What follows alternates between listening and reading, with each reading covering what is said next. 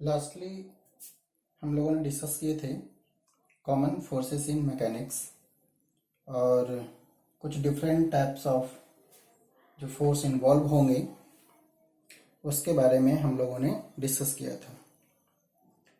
तो आज फिर से कंटिन्यू करते हैं और सीखते हैं कि वेट का कहाँ कहाँ पे यूज होगा, उससे रिलेटेड कैसे क्वेश्चन आएंगे। ठीक है, वेट।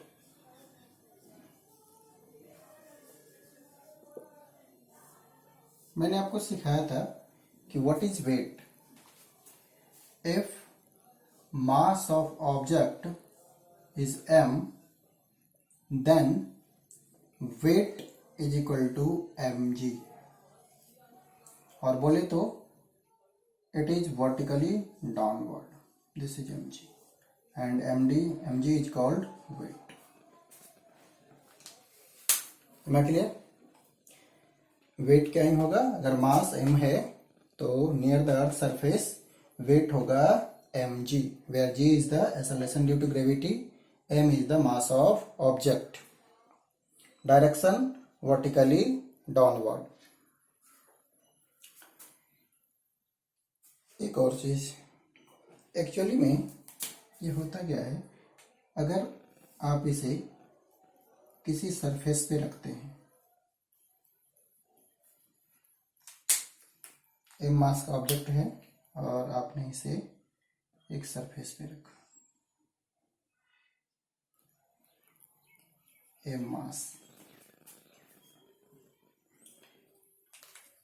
मैं आपसे पूछता हूं कि what will be the free body diagram. आपका आंसर होगा सर लास्ट क्लास में हम लोगों ने सीखे थे कि फ्री बॉडी डायग्राम कैसे बनाया जाता है। तो जिस ऑब्जेक्ट का फ्री बॉडी डायग्राम बनाना है तो आप उसे सेपरेटली बनाइए। चलिए, मैंने बना लिया। अब आपको ये शो करना है कि कितने इस पे इंडिविजुअल फोर्सेस लग रहे हैं। क्लियर? तो firstly you have to keep in mind mg, it will be vertically downward. ये तो तय हो गया कि mg तो लगेगा ही लगेगा और direction will be vertically downward. क्या कोई और फोर्स लग रहा है? सोचिए। तो आंसर है हाँ, कोई और फोर्स भी लग रहा है। कौन लगा रहा है? तो सरफेस लगा रहा है। दूसरा कौन फोर्स लगा सकता है? जो इसके कांटेक्ट में हो। जितने भी ऑब्जेक्ट इसके कांटेक्ट में होंगे वो सब फोर्स लगा सकते हैं। तो यहां देखा जाए कि सरफेस पे रखा है तो एक तो mg होगा और दूसरा जिस सरफेस पे रखा है, तो ये सरफेस क्या कर रहा है, mg को काउंटर करने की कोशिश कर रहा है। मैंने आपको सिखाया था कि जो सरफेस फोर्स लगाएगा वो सरफेस के परपेंडिकुलर होगा और इसका नाम है नॉर्मल रिएक्शन। देखो हुआ क्या, m मास का ऑब्जेक्ट mg से इस सरफेस को प्रेस कर रहा है नीचे की तरफ। किस फोर्स से? mg से। तो ये हो गया आपको एक्शन। जो mg एक्ट हो रहा है सरफेस पे, इट इज एक्शन। मैं ऐसे बना सकता हूं इसे। मैं अगर सरफेस को अलग से शो करूं, दिस इज सरफेस, ठीक है। तो सरफेस पे जो फोर्स लग रहा है वो फोर्स है mg नीचे की तरफ। दिस इज mg से ब्लॉक सरफेस को प्रेस कर रही है, तो इसे आप बोल दो एक्शन। समझना थोड़ी बारीकी से, मैंने इस बार इसको क्या बोल दिया, एक्शन। तो न्यूटन्स थर्ड लॉ से सरफेस पे इस पे फोर्स लगाएगी ना ब्लॉक पे, तो सरफेस जो ब्लॉक पे फोर्स लगा रही है, ठीक है, सरफेस जो ब्लॉक पे फोर्स लगा रही है, मैं अगर यहीं पे एक ब्लॉक बना दूं,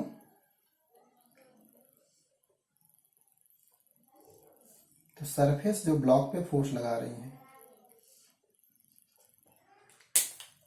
ब्लू से दिखाया था इसे, इट इज रिएक्शन। और ये वर्टिकली अपवर्ड है, सरफेस के परपेंडिकुलर है, so it is known as normal reaction. इतनी सी बात है। ठीक है ना, ये क्या कहलाएगा, नॉर्मल रिएक्शन।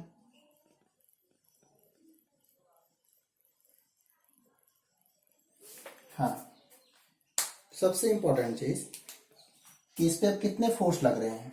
अगर मैं बात करूं कि एम मास के ऑब्जेक्ट पे कितना फोर्स लग रहा है, your answer will be here 2। One is vertically downward, वो क्या होगा इसका, weight. Second is normal reaction. और ऑब्जेक्ट स्टेशनरी है, न ये ऊपर जा रही है न नीचे आ रही है। इट मीन्स नेट फोर्स इस पे कितना होगा, 0। अगर मैं बात करूं नेट फोर्स, एफ नेट, देखिए कॉन्सेप्ट यही है, एफ नेट। एफ नेट कितना है, तो एफ नेट के लिए मुझे लिखना पड़ेगा वेट प्लस में नॉर्मल रिएक्शन, राइट। तो अगर मैं वेट वर्टिकली डाउनवर्ड है, इसको क्या साइन दूं, पॉजिटिव या नेगेटिव, नेगेटिव दे दूं तो नॉर्मल रिएक्शन को पॉजिटिव साइन देना पड़ेगा। यानी वर्टिकली डाउनवर्ड को मैं नेगेटिव लिखता हूं तो अपवर्ड को पॉजिटिव लिखूंगा। नेट फोर्स इस पे कितना हो रहा है, 0। क्यों, क्योंकि ऑब्जेक्ट एक्सेलरेट नहीं कर रही। यही पढ़ा था ना आपने, किसी ऑब्जेक्ट पे अगर नेट फोर्स है तो वो एक्सेलरेट करेगी। अगर कोई ऑब्जेक्ट एक्सेलरेट नहीं कर रही है, वो रुका हुआ है, इसका मतलब उस पे फोर्स कितना है, 0। और फोर्स का मतलब नेट फोर्स, उस पे नेट फोर्स कितना है, 0। क्योंकि अगर इस पे कोई फोर्स होता तो वो एक्सेलरेट करती, या तो नीचे जाती या ऊपर जाता, या किसी और डायरेक्शन में। बट यहाँ कुछ भी नहीं हो रहा, वो स्टैटिक है। इसका मतलब इस पे नेट फोर्स 0 है। मीन्स यहाँ पर 0 इज इक्वल टू माइनस, ठीक है ना, वेक्टर साइन हम नहीं भी लिखेंगे, तो weight is equal to normal reaction. या बोल सकते हैं कि यहाँ mg is equal to normal reaction. यहाँ नॉर्मल रिएक्शन mg के बराबर होगा, कोई नई बात थोड़ी है। मीन्स इस केस में जो वेट आया वो क्या है, आया नॉर्मल रिएक्शन। जो ये नॉर्मल रिएक्शन फील कर रहा है वो इसके वेट के बराबर होगा, ठीक है ना। तो आप ऐसे भी समझ सकते हैं कि वेट क्या होगा, किसी प्लेस पे रखा है तो ये जो नॉर्मल रिएक्शन इसको मिल रहा है ऑब्जेक्ट को, यही उसका वेट होगा। और नियर द अर्थ सरफेस की बात करेंगे तो वो mg के बराबर होगा, ठीक है।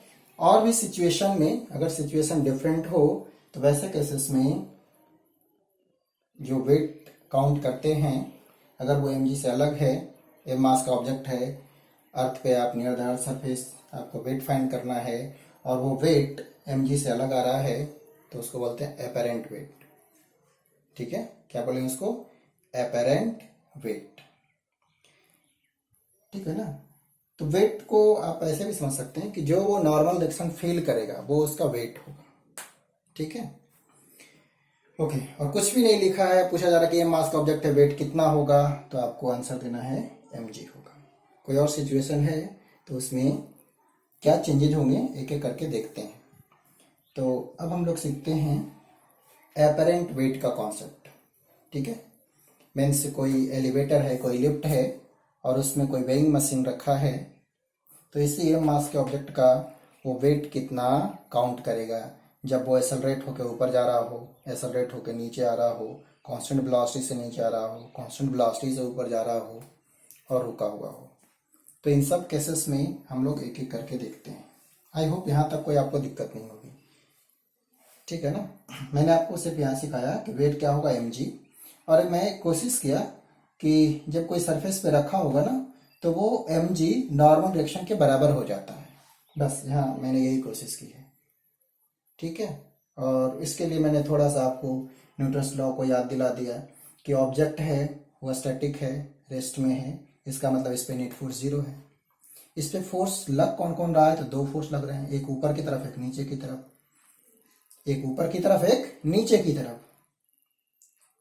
वर्टिकली डाउनवर्ड वेट है और वर्टिकली अपवर्ड नॉर्मल रिएक्शन है, और इनका जो नेट आ रहा है वो 0 आ रहा है, इसका मतलब दोनों इक्वल एंड अपोजिट है, तो यहाँ वेट नॉर्मल रिएक्शन के बराबर हो जाता है। ओके, अब आप हेडिंग लिखो apparent weight.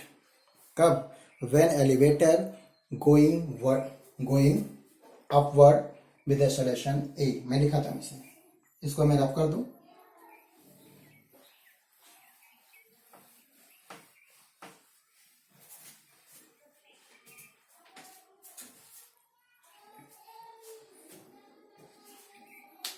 अब आप हेडिंग लिखेंगे apparent weight.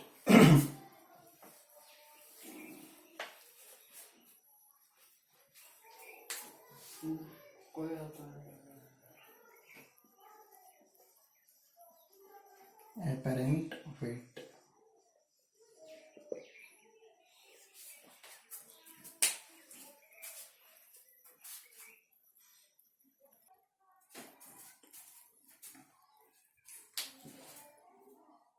apparent weight कब के लिए? एलिवेटर, चलो इस नाम से जानते हैं, lift going upward with acceleration A. Acceleration से जो लिफ्ट है, एलिवेटर है, वो अपवर्ड जा रही है. तो हमें बताना है कि एपरेंट वेट क्या होगा. उस केस में एलिवेटर में अगर जो वेइंग मशीन रखा है, तो वेइंग मशीन कितना वेट मेजर करेगा. आइए सीखते हैं.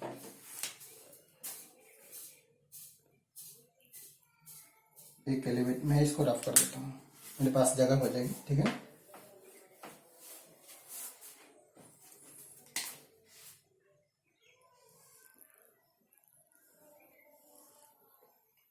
this is elevator going vertically upward with acceleration a. acceleration से एलिवेटर ऊपर जा रही है. there is a weighing machine is being kept in elevator. suppose that this is weighing machine. this is what? weighing machine.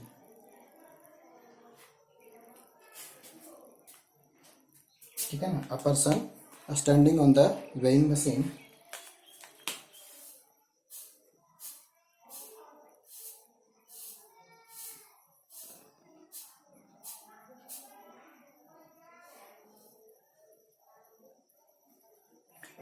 standing on the weighing machine. then normal reaction जो person पे होगा वही उसका wait होगा.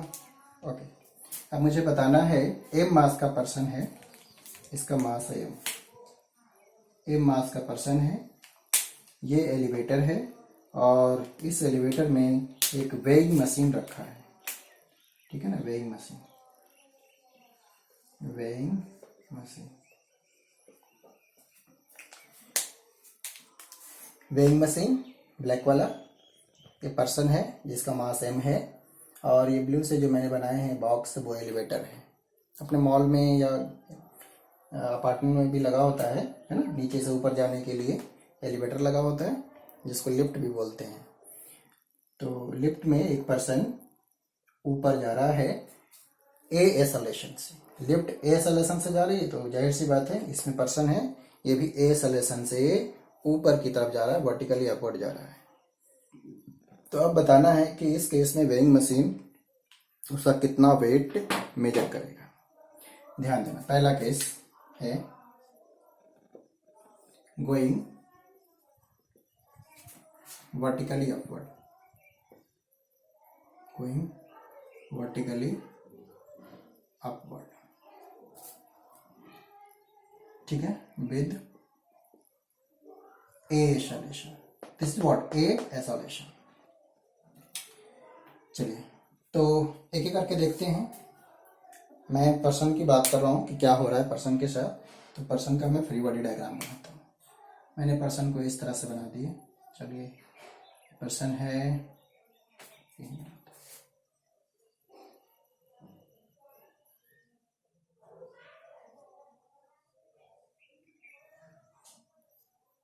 Person. तो ये क्या normal reaction feel करेगा, देखिएगा. इस पे क्या क्या फोर्सेस लगेंगे. M G vertically downward, Second is what? Normal reaction. Am I clear? Second is what? Normal reaction. जिस वेइंग मशीन पे है इसका सरफेस इसके ऊपर फोर्स लगाएगा, वो होगा नॉर्मल रिएक्शन। इस पे दो फोर्सेस। अगर मैं बात कर रहा हूं सिर्फ पर्सन की, पर्सन पे एक ऊपर की तरफ फोर्स, नॉर्मल रिएक्शन। मैंने पर्सन का फ्री बॉडी डायग्राम बनाया है तो मैं पर्सन को अलग कर लूंगा। अब क्या देखूंगा कि पर्सन पे कितने फोर्स लग रहे हैं। हमें जिस ऑब्जेक्ट का फ्री बॉडी डायग्राम बनाना होता है, हमें कंसीडर करना है कि सिर्फ उस ऑब्जेक्ट पे कितना फोर्स लग रहा है। ऑब्जेक्ट किस पे कितना फोर्स लगा रहा है डजेंट मैटर, हम कैलकुलेट करेंगे कि ऑब्जेक्ट पे किस किस टाइप का फोर्स लग रहा है। यहां हमने क्या ऑब्जर्व किया कि इस पर्सन पे एक तो रिएक्शन लग रहा है ऊपर की तरफ, नॉर्मल रिएक्शन, और एक इसका वेट है नीचे की तरफ mg। और क्या मैंने फील किया, क्या ऑब्जर्व कर रहा हूं कि person going vertically upward with solution A. सीखना है यहां से, अगर ऑब्जेक्ट में एक्सेलरेशन है इसका मतलब इस पे नेट फोर्स जीरो नहीं है। आप जानते हैं कि किसी भी ऑब्जेक्ट में एक्सेलरेशन है इसका मतलब उस पे फोर्स है, यानी कि नेट फोर्स जीरो नहीं है। समझिएगा यहां से इस बात को।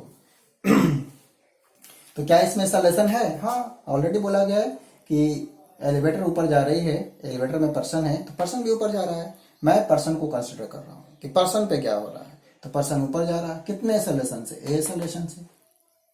इसमें फोर्स कौन कौन सा है? एक ऊपर की तरफ नॉर्मल रिएक्शन और नीचे की तरफ mg। कोई और फोर्स है क्या? देखिए, कंफ्यूजन नहीं होनी चाहिए। मैं पर्सन को कंसिडर किया, पर्सन के कांटेक्ट में कौन है? Weighing machine. वेइंग मशीन क्या देगा? नॉर्मल रिएक्शन बना दिया। और इस पे कौन फोर्स लगा सकता है? तो आंसर है mg। It will be vertically downward, this is mg। अब कोई फोर्स नहीं है और इसी के रिजल्ट के कारण ये ऊपर की तरफ जा रहा है एक्सेलरेशन से। आइए अब मैं थोड़ा बात करता हूं इस पे कौन कौन सा फोर्स लगा रहा है। तो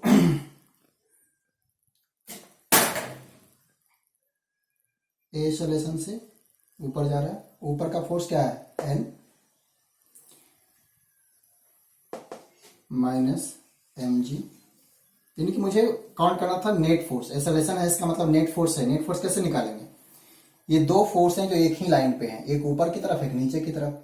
तो बड़े वाले में से छोटे वाले को माइनस कर देंगे। बड़ा वाला कैसे पहचानेंगे कि जिस डायरेक्शन में एक्सेलरेशन हो रही है इसका मतलब ये बड़ा वाला है। देखो ना, कोई इस डायरेक्शन में खींच रहा है, कोई नीचे खींच रहा है। ऑब्जेक्ट रिजल्टेंटली ऊपर जा रहा है, इसका मतलब ज्यादा फोर्स है। ठीक है ना? कितना ज्यादा है उसी को बोलते हैं नेट। तो कितना ज्यादा है? तो नॉर्मल में से mg को माइनस कर दो तो आ जाएगा नेट फोर्स। ठीक है ना? n minus mg is equal to ma। इसमें कोई दिक्कत? मैं रिपीट करता हूँ, आपके लिए पहली बार होगा। तो देखो, एक्चुअली ऐसा होना चाहिए था एफ नेट, क्योंकि ए एक्सेलरेशन है, ये मास का ऑब्जेक्ट है, तो एफ नेट होगा। नेट फोर्स कितना होगा आपसे पूछा जाए तो बोलेंगे मास इंटू एक्सेलरेशन के बराबर होगा। अब हमें ये फाइंड करना है कि ये है कितना एफ नेट। तो एक्चुअली में इस पे दो फोर्स लग रहे थे, इसी का रिजल्टेंट एफ नेट होगा। तो दो फोर्स, एक ऊपर की तरफ एक नीचे की तरफ, रिजल्टेंट कैसे निकालें? तो इनके बीच में 180 डिग्री का एंगल है ना। तो अगर हमें पता है, देखो ना, कि ये ऊपर जा रहा है इसका मतलब ऊपर वाला फोर्स बड़ा है, तो बड़े वाले में से छोटे वाले को माइनस कर दो। तो यही मैंने यहां लिखा n minus mg is equal to ma। ठीक है ना? अब यहां देखना थोड़ा सा, इस केस में नॉर्मल रिएक्शन कितना होगा? ma प्लस में mg। और एक लाइन और लिखें तो ऐसा लिखा जाएगा n is equal to, m को कॉमन ले लो, a प्लस g। इस केस में कितना नॉर्मल रिएक्शन आ रहा है? तो आंसर है, बताइए, ये जो नॉर्मल रिएक्शन है ना, यही यहाँ पे क्या कहलाएगा? वेट। और कैसा वेट? Apparent wait. तो एपरेंट वेट हो गया एम ए प्लस जी। इस सिचुएशन में एपरेंट वेट ऐसा है। कुछ समझे?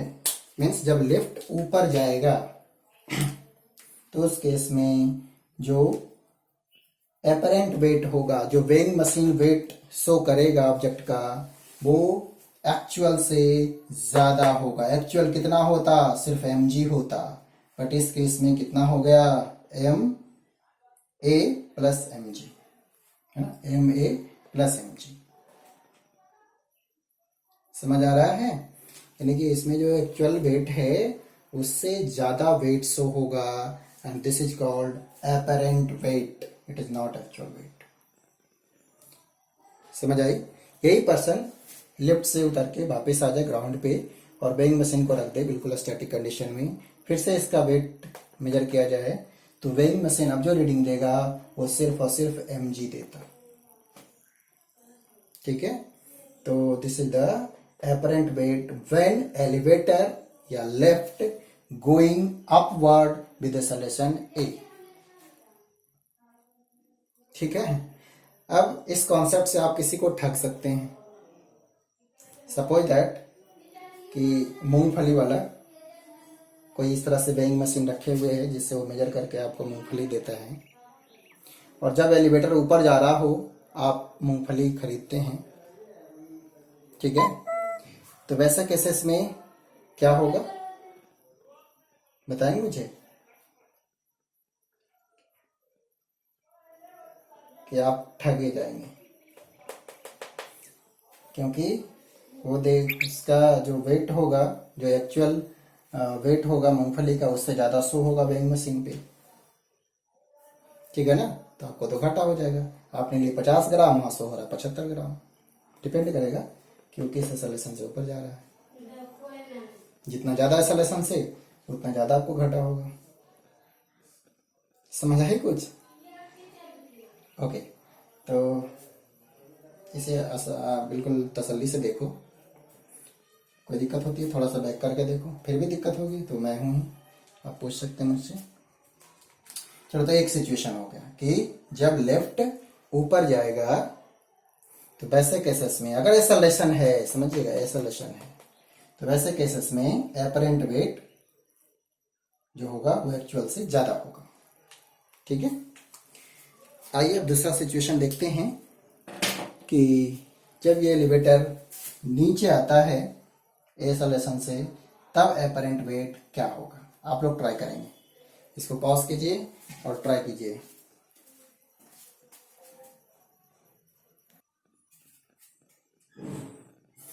चलिए अब ट्राई करते हैं, इसको रफ कर दें।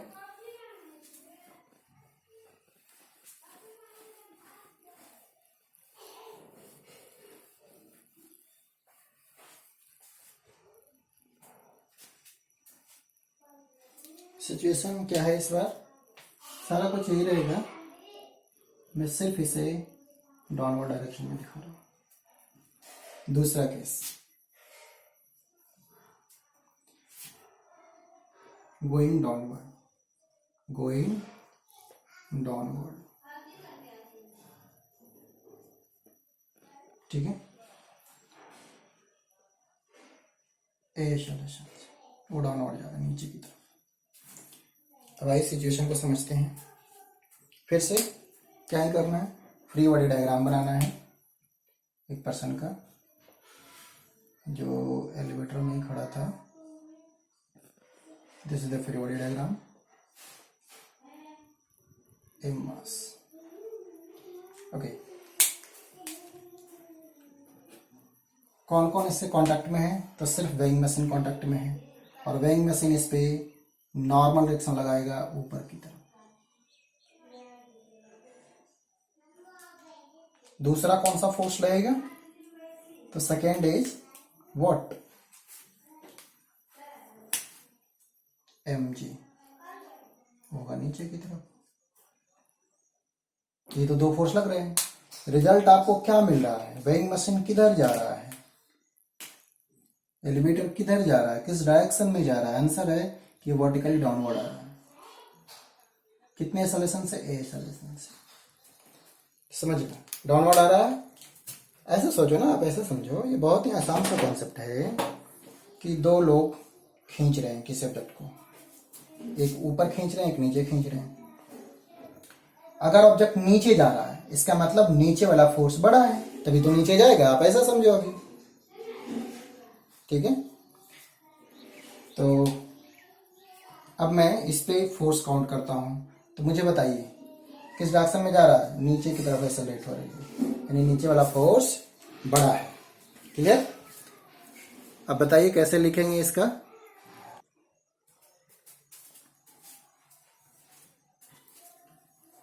कैसे लिखेंगे क्वेश्चन बताइए। देखो, इस बार आपको लिखना है mg बड़ा हो गया, नीचे की तरफ वाला force mg minus normal direction is equal to ma। ये होगा net force is equal to ma। Okay, तो दूसरी लाइन में क्या लिखूं कि mg minus ma is equal to n, और लिख सकते हैं इसे n is equal to mg minus ma। तो n हो जाएगा g माइनस a, और यहाँ जो n आया है, मैंने बोला था ना ये वेट होता है नॉर्मल एक्शन, और यहाँ पे इसको बोलेंगे एपरेंट वेट, और एपरेंट वेट यहाँ नॉर्मल एक्शन के बराबर, और ये m g माइनस a। कोई दिक्कत इसमें?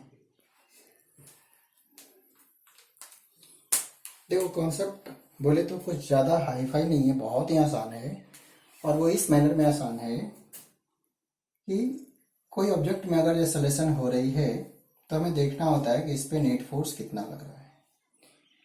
न्यूटन सेकेंड लॉ के बेसिस पे आप बोल सकते हैं कि जो नेट फोर्स होगा वो मास इंटू एक्सेलरेशन के बराबर होगा।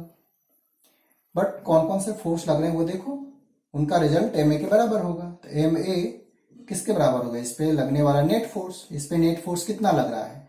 तो हमें ये शो हो रहा है कि दो फोर्स लग रहे हैं, एक ऊपर की तरफ एक नीचे की तरफ, और अगर ये नीचे जा रहा है, नीचे की डायरेक्शन में एक्सेलरेट हो रहे हैं, इसका मतलब नीचे वाला फोर्स बड़ा है, तो बड़े वाले में से छोटे वाले को माइनस कर दो, ये नेट फोर्स हो गया। ये तो कॉन्सेप्ट है, हमारी रिक्वायरमेंट इसके साथ थी, हमने ऐसा अरेंज कर लिया। ठीक है, तो इसमें कोई डिफिकल्टी नहीं होनी चाहिए, बट फिर भी किसी को होता है तो मैं तो रिपीट कर रहा हूँ कि आप मुझसे कॉन्टेक्ट कर सकते हैं, पूछ सकते हैं। ओके, तो हमने दो सिचुएशन देख लिए कि एक बार ऊपर जा रहा है तो क्या होगा, और नीचे आ रहा हो एक्सेलरेशन से, तब उस केस में एपरेंट वेट क्या होगा। अब बताइए, इस बार आपको मूंगफली खरीदना चाहिए या नहीं? इस बार देखो, जो वेट शो होगा वो एक्चुअल से कम होगा, ठीक है ना? वो एक्चुअल से क्या ही होगा, कम होगा, तो इस बार आपको फायदा होने वाला है। ठीक है ना? सोचो कि आपने 100 ग्राम खरीदे हैं तो वो 100 से कम शो होगा, ठीक है ना? और शो क्या होगा, 100 से कम होगा, तो इस बार आपको फायदा हो जाएगा, बेचने वाले को घाटा होगा। लेकिन वो समझता है, भले ही फिजिक्स नहीं जानता हो, वो इस बार नहीं बेचेगा मूंगफली। ठीक है, खैर ये तो अलग बात है, आप कॉन्सेप्ट समझिए। ओके, अब थर्ड स्टेप पे आते हैं।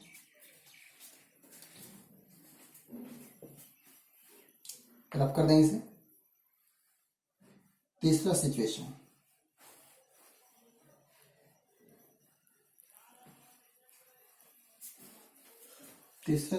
है, अब मैं कंसिडर कर रहा हूं कि lift is going downward with a solution where a is equal to g। इसी को बोलते हैं फ्री फॉल। जब कोई ऑब्जेक्ट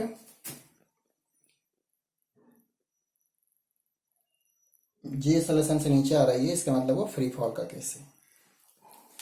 मीन्स हुआ क्या, इस बार जो लिफ्ट है उसमें जो स्ट्रिंग लगा होता है जिससे वो ऊपर या नीचे जाता है, पुल होता है। Third situation, free fall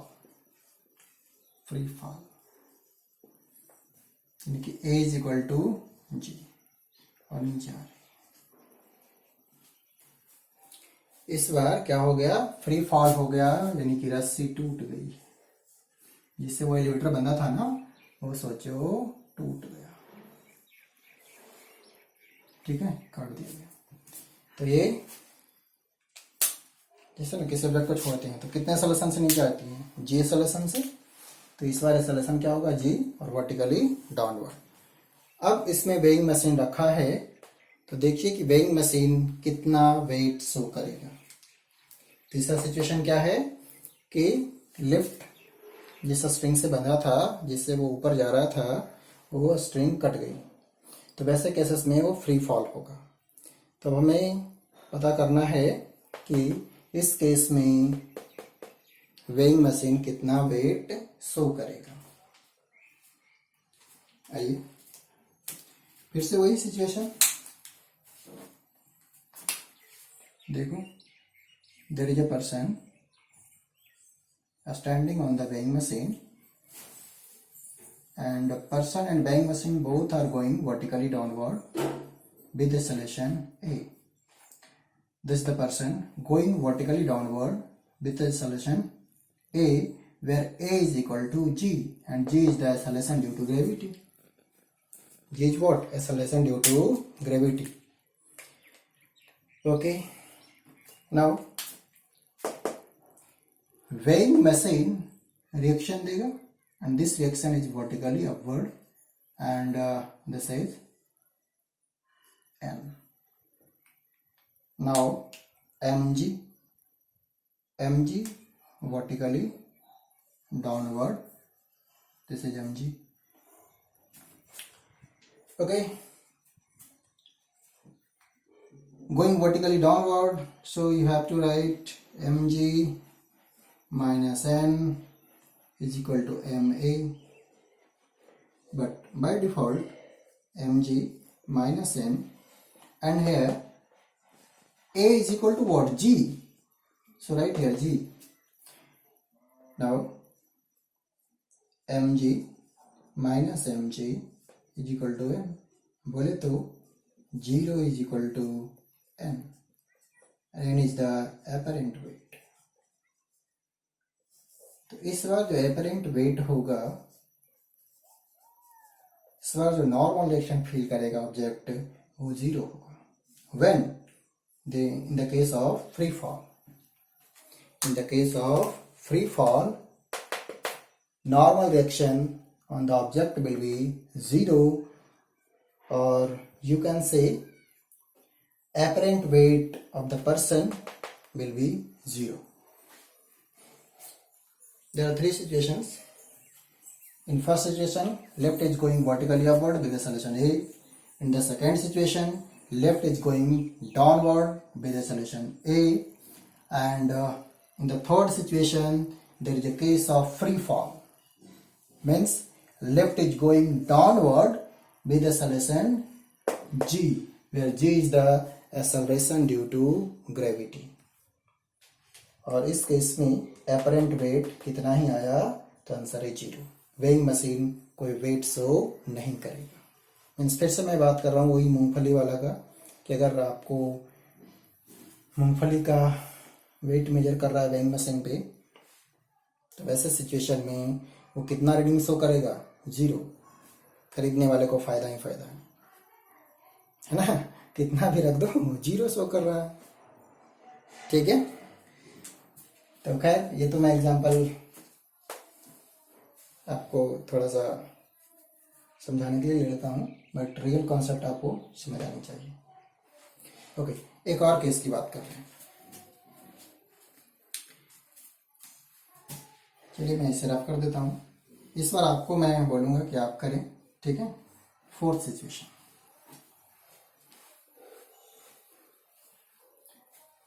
fourth situation है, मैं आपको एक सिचुएशन दे रहा हूँ कि जो लिफ्ट है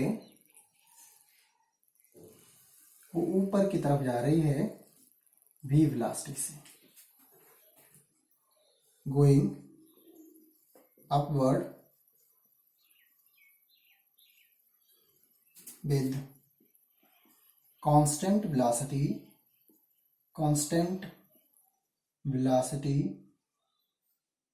v, अपवर्ड जा रही है कांस्टेंट वेलोसिटी v से। इस बार इसका वेट क्या होगा, देखते हैं क्या होगा।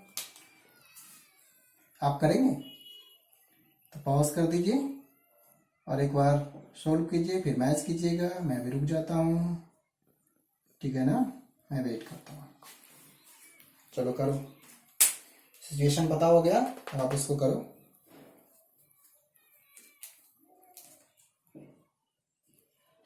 चलिए करते हैं। क्या क्या फोर्स लगेगा, हमें फ्री बॉडी डायग्राम बनाना है। एक तो नॉर्मल रिएक्शन ऊपर की तरफ, mg नीचे की तरफ। करते करते आपको याद हो जाएगा, फिर बहुत ही आसान तरीके से आप न्यूमेरिकल कर पाएंगे। जा कहाँ रहा ऑब्जेक्ट, तो ऊपर जा रहा है। किस वेलोसिटी से, v वेलोसिटी से। क्या v चेंज हो रही है, no, this is constant.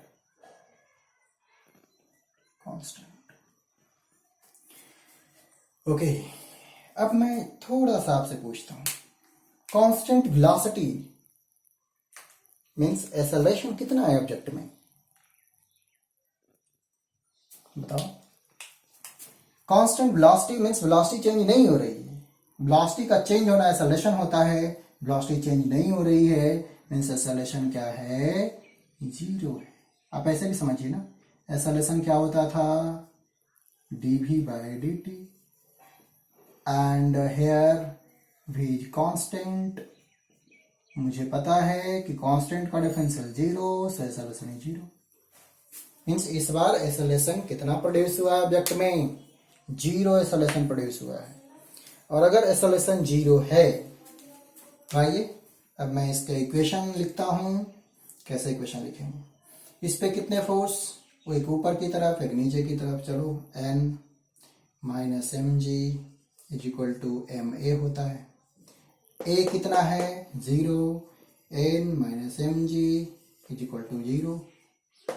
n कितना हो गया, mg के बराबर। इस वेट हो गया, या बोले जो भी एपरेंट बोलना चाहिए, एपरेंट बोलो कोई नहीं, वो रियल के बराबर हो गया। यहाँ जो वेट है वो रियल वेट के बराबर, मीन्स कोई चेंज वेट में नहीं होगा। 70 kg का पर्सन है तो 70 इंटू जी वेट होगा, उसके वेट में कोई चेंज नहीं होगा जब वो एलिवेटर ऊपर जा रहा है कांस्टेंट वेलोसिटी से, ठीक है। तो एक आपके लिए मैं छोड़ देता हूं कि जब वो वर्टिकली डाउनवर्ड आएगा v वेलोसिटी से, तो उस केस में उसका वेट क्या होगा, क्या रियल से अलग होगा या सेम रहेगा, क्लियर, ओके। चलिए, आई थिंक आपने ये समझे होंगे। मैं आपको एक होमवर्क देता हूँ, थोड़ा इसे करना, रब कर दें इसे, जैसे रब कर देते हैं। और मैंने एक आपको होमवर्क दे दिया। पहला होमवर्क क्या रहा कि वर्टिकली डाउनवर्ड आ रही है कांस्टेंट वेलोसिटी से, तो बताइए कि उसका वेट क्या होगा, क्या रियल से अलग होगा, और होगा तो कितना होगा। चलिए अब इस पे एक क्वेश्चन की बात करते हैं। एलिवेटर है, ज्यादा करके बुक में एलिवेटर यूज किया जाएगा, बट आप एलिवेटर क्या है, लिफ्ट है, lifting machine.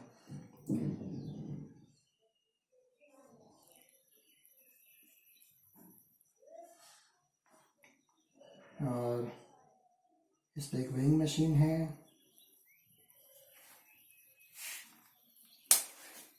there is a person standing on the weighing machine,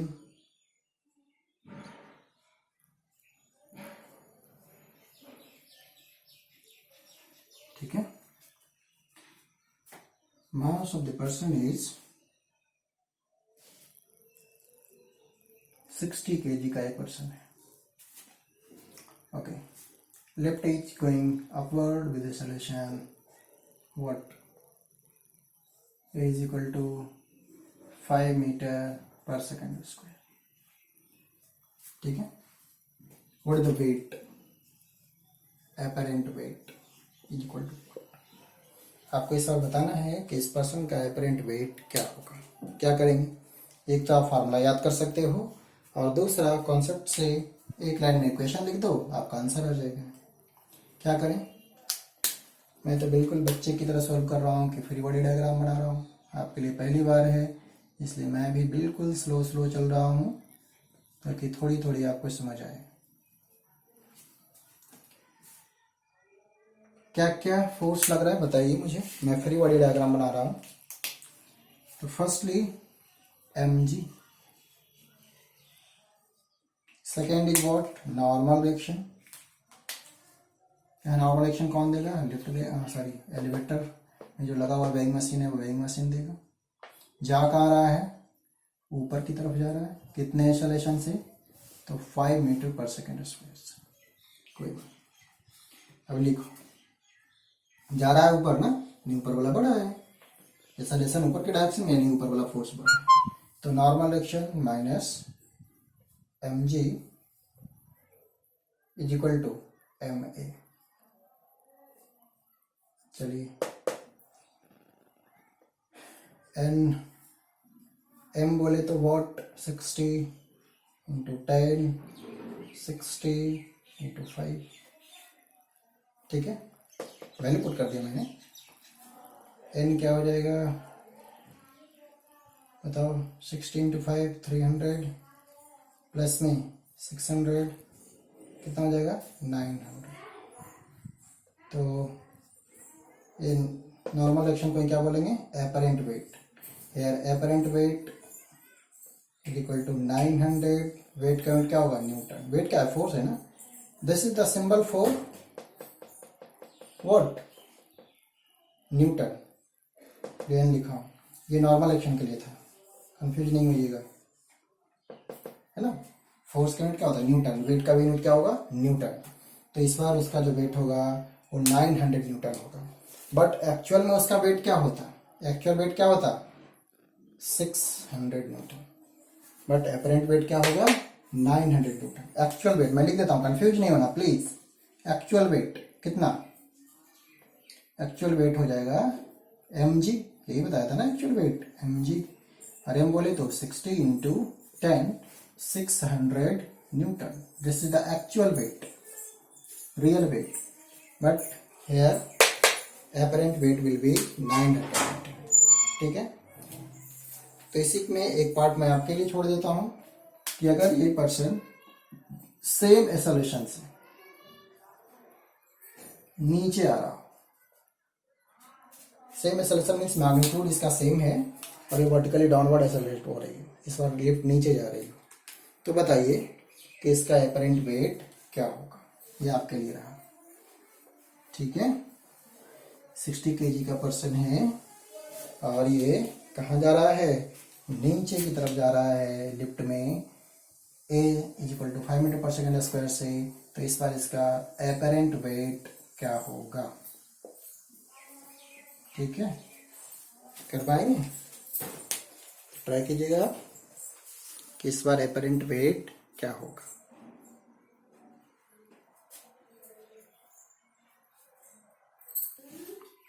तो अभी हम लोगों ने एलिवेटर वाला केस समझे कि जब एलिवेटर ऊपर जाएगा, एक्सेलरेशन से नीचे आएगा, कांस्टेंट वेलोसिटी से ऊपर जाएगा, कांस्टेंट वेलोसिटी से नीचे आएगा. तो इन सारे केसेस में वेट किस तरह से वैरी करेगा, और जो वैरी कर रहा है ना उसको होता है एपरेंट वेट. तो एपरेंट वेट क्या होगा.